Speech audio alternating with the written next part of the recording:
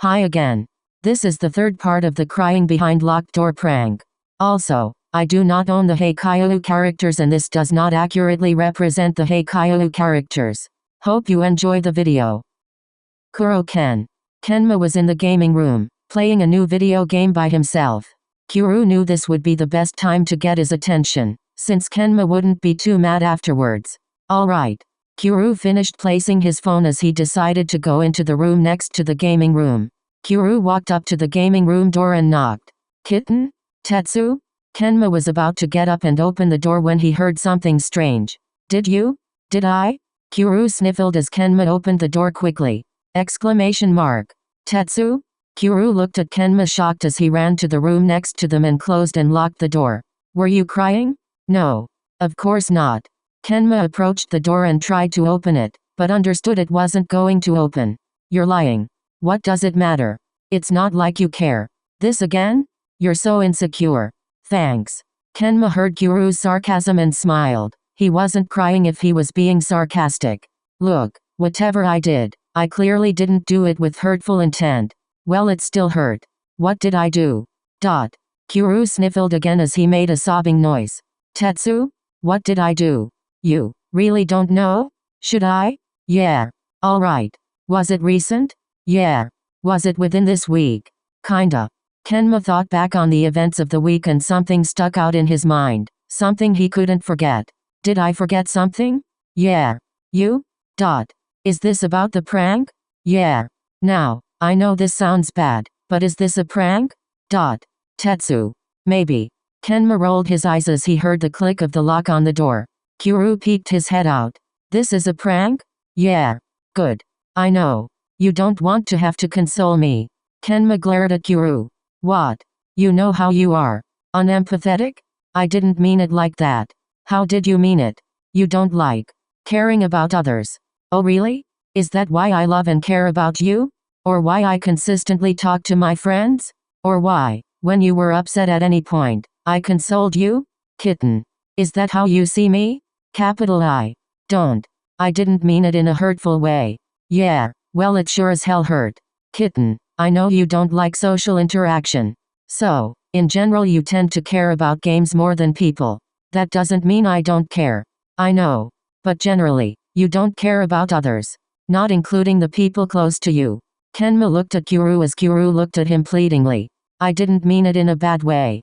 Then why would I hate to console you? Because I am annoying when I cry. Yeah. You're so clingy and snotty.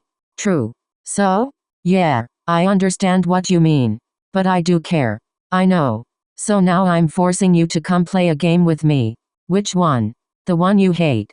Kenma smirked as Kuroo frowned. He walked over to his phone as he stopped the recording while he was being dragged to the gaming room. Matsun was watching TV in the living room, with Maki sleeping in their bedroom. PFFT. Kuroo. That was a fail. Matsun looked at his phone as he sighed, deciding it was time to start his prank. He got up and walked upstairs, setting his phone up once he got there. He walked into the study, the room next to the bedroom, and locked himself inside. Let's see if this works.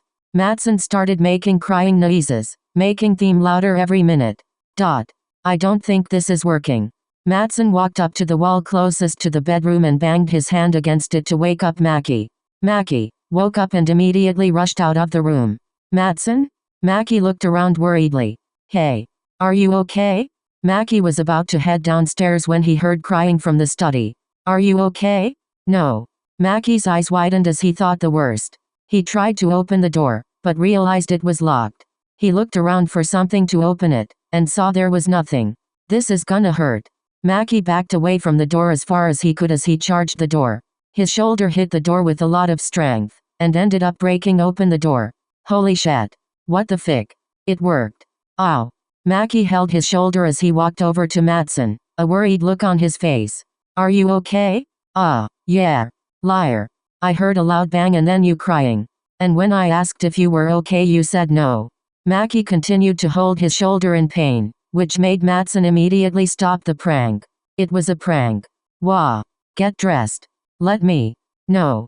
It was a prank. You can be mad at me in the car. Where are we going? The hospital. Why? You clearly dislocated your shoulder. Matsun gestured to Maki's hurt arm, which was hanging a bit lower than the other one. Oh. Are you stupid? No. Matsun ushered Maki out of the study and towards their bedroom. Just find the key. What key? The master key. The one we lost? Then the study key. The one attached to the master key? We really have to find that. You think? Let me help you. Maki had pulled out a t-shirt to wear, but was having trouble getting it over his head. Anyways. Note. Be mad in the car. We don't have time for you to get angry at me. Fine. Maki was getting on some sweatpants as Matsun walked out of the room and towards his phone. He stopped the recording. Komoka. Komori and Akaashi were sitting at the dining table, cleaning the dishes and chatting. That's how I found out about Samu and Suna. Yikes. I know. But did they know? Note. They told me a few days later with the rest of the team. But, I know. I didn't expect it either.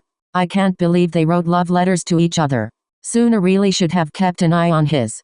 That's adorable, but also really cringe. I wonder if they still have them. Probably. So what about Kiyumi and Tsumu? It was obvious. They literally kissed in the middle of a practice match. What? Yeah, and it wasn't even against Itachi. Obviously, I would have been there. Yeah. What about you? When did you know? I saw Kiyumi looking at Tsumu during nationals and then saw Tsumu doing the same thing. Before they were dating? Yep. It was so obvious. I guess. Komori wondered when he would get time to do his prank, since he wanted to do it before their day actually started. What was your first impression of me? To be honest, I didn't really notice you the first time we met. Komori had to stop himself from smiling as he decided to start the prank. He quickly and sneakily set up his phone as he ran into the office. Kako? Komori slammed the door as he reached down to lock the door. Oops. Komori looked at the lockless door and decided to just sit against it to stop the door from opening. Kako? Akaashi approached the door as he knocked on it. What's going on? Nothing. Akaashi frowned as he heard the sadness in Komori's voice. I didn't mean it in a bad way. I was still with my ex when I met you. Humph. Akaashi sighed as he tried to open the door. He was surprised when the door didn't open. But it doesn't lock. That doesn't mean it can open. Are you sitting in front of the door? Yes. Why? Because.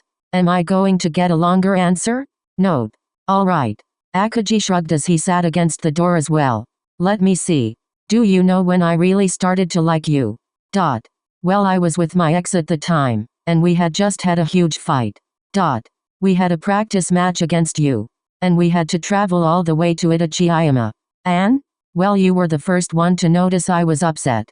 I bet Kita noticed something, but he was busy taking care of the twins and their fighting. No, I didn't. Jinjima noticed first. Note. You did. When Jinjima was talking to me about an argument, he was talking about him and Amimi. Not me. Why are you telling me this? Because I love you and this is when I knew I wanted to be with you.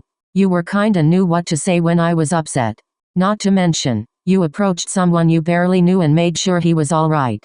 Well, you seemed down. I was. And I'm glad you noticed. Komori smiled as he felt Akaashi push on the door a little, not trying to open it but as a gesture for Komori to open it. Komori moved out of the way as he opened the door. There's my sunshine. So sappy. But true.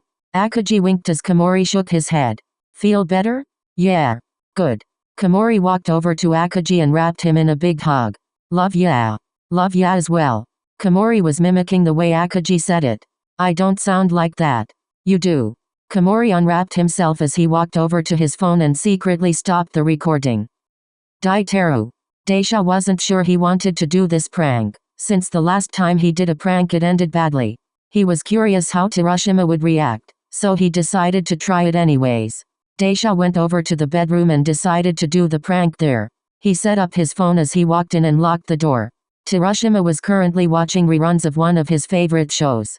He heard the bedroom door shut, and was confused why Daisho would shut it.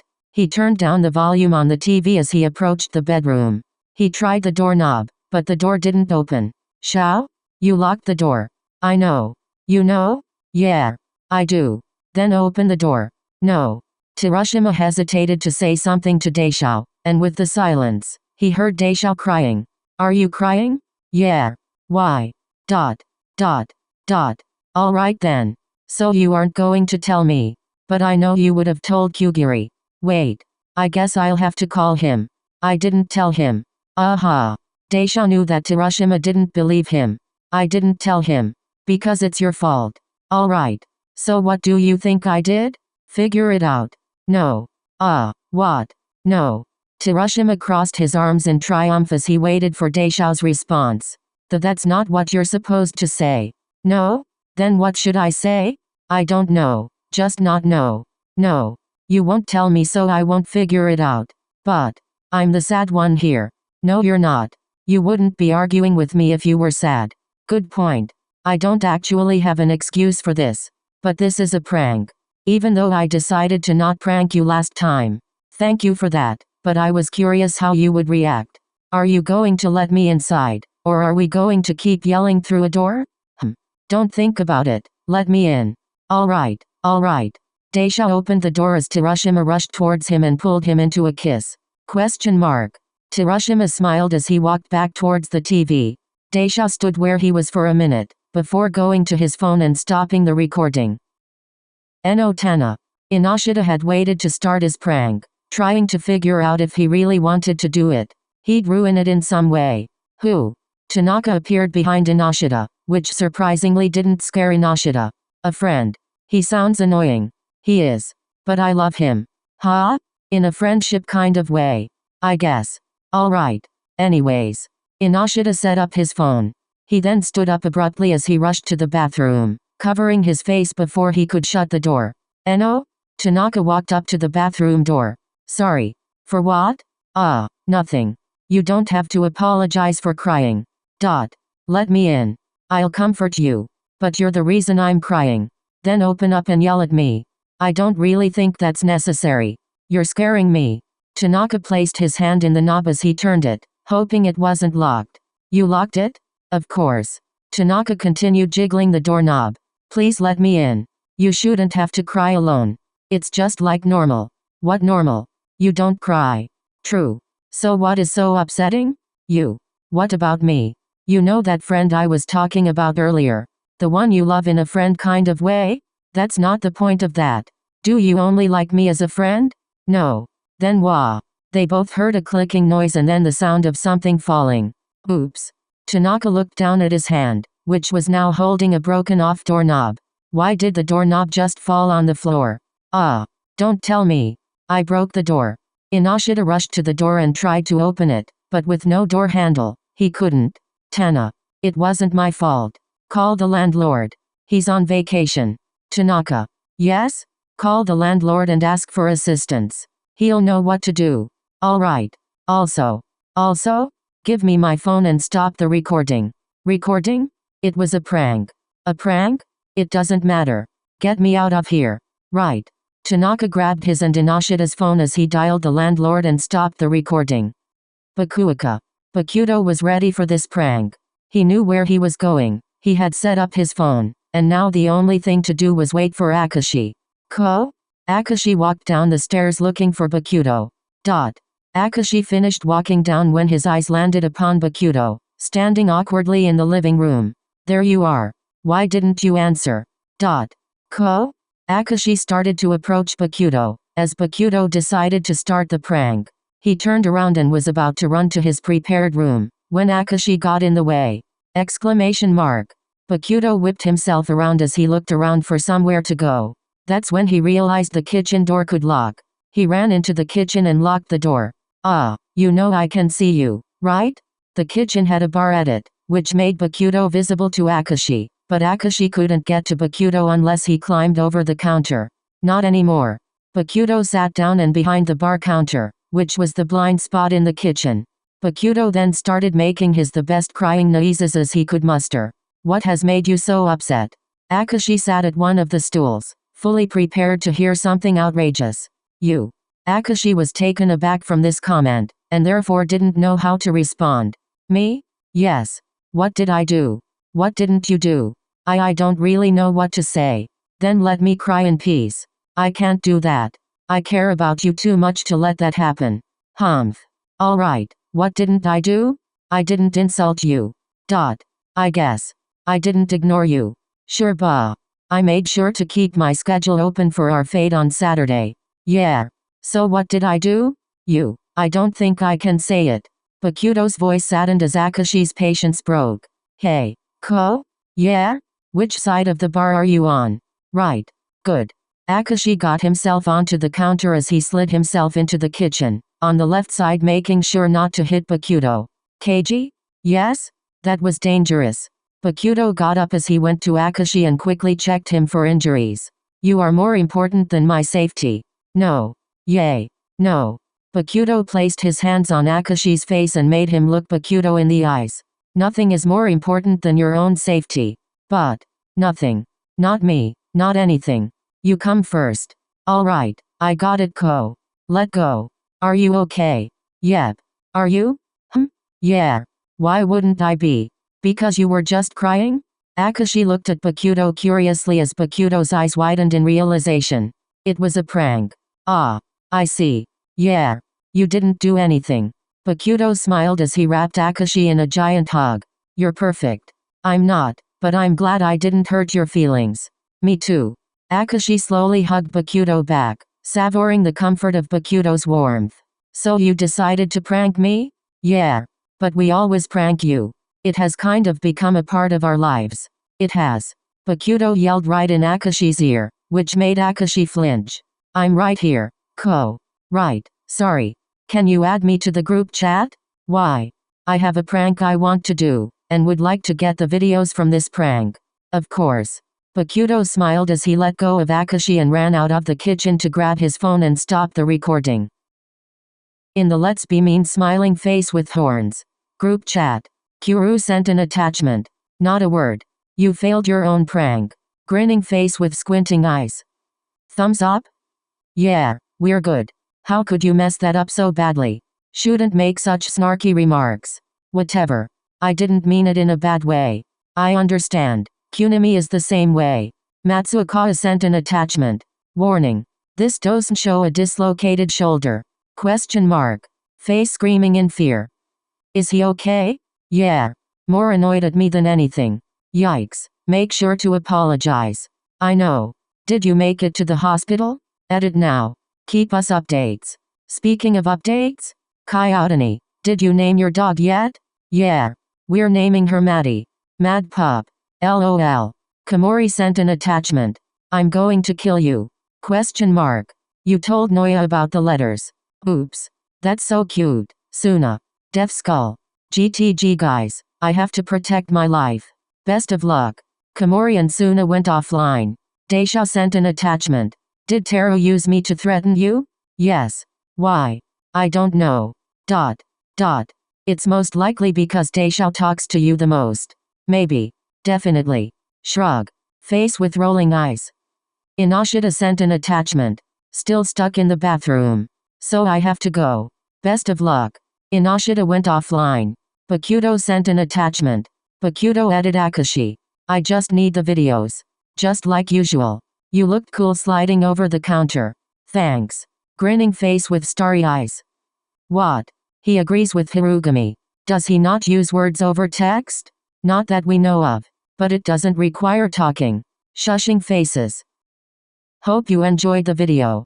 Thank you everyone for your suggestions for the dog's name. And thank you Mercury for the suggestion of Maddie and Mad Pup. The next video will be the next part of a game to escape reality. Exciting news. I have a Discord server. You can join with the link in the description below. Also, I have an Instagram if you'd like to follow. There is a link in the description below. I usually just post random pictures I draw or pictures from my videos. If you'd like to support me, and maybe buy me a coffee to keep me awake for my late night editing sessions, there is a link in the description below. Thank you so much for watching and thank you for your support.